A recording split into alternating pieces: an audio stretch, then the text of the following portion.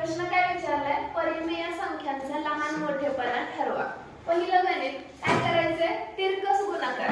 12 पंचे 60 आणि 12 सत्ती 84.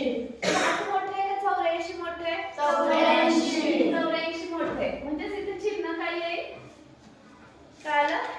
म्हणजे 512 लहान आहे 712 पेक्षा. 712 मोठा आहे 512 पेक्षा.